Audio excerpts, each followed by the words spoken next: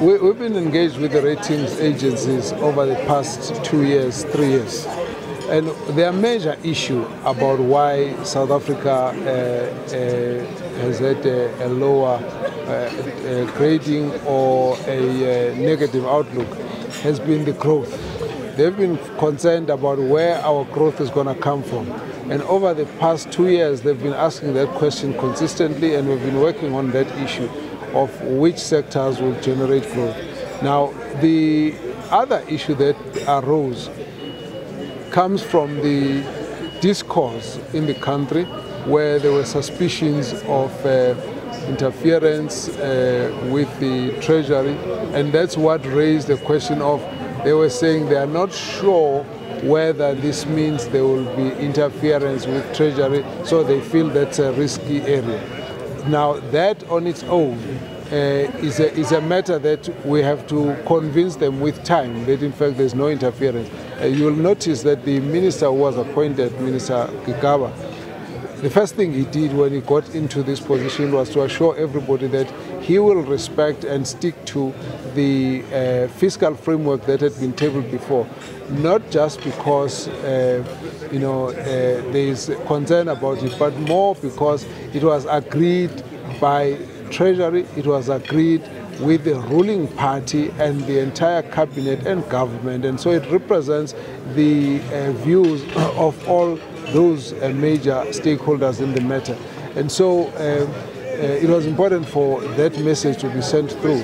The second point that he had to make was that he's going to ensure that the integrity of the professional nature of the running of Treasury is preserved. You will have noticed that the DG who was appointed was a gentleman that had been with the department for almost 20 years. He knows it very well, highly skilled, respected professional who took over, is in fact a competent leader that has gone in there.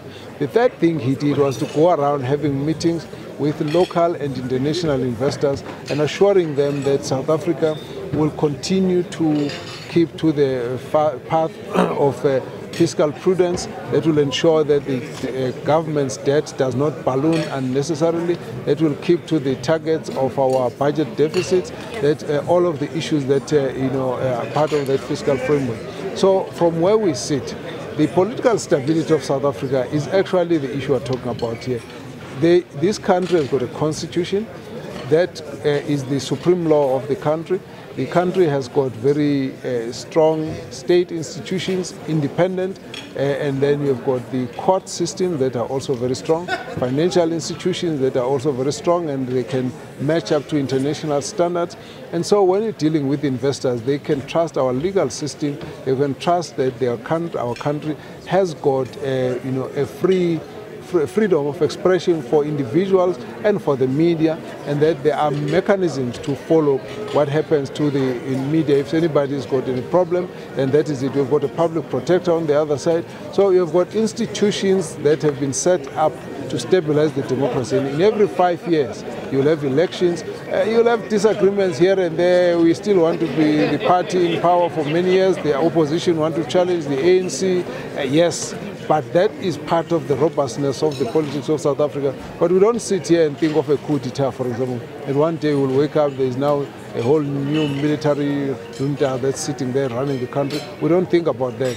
Of course, there are lots of challenges that we must solve. Problems of crime, problem of unemployment, problem of poverty, problem of inequality, problem of corruption. All of these are the challenges that we have to face. But every country has got to face the same challenges. We've got in our own instant, our own debate about why and where are we in solving those problems. Why do we still have this and that and the other? The point at the end of the day is that the country is stable. The economy is strong despite the fact that it has gone down because of the downgrade and the recession. We'll have to get out of it. I think that working together we'll be able to achieve that.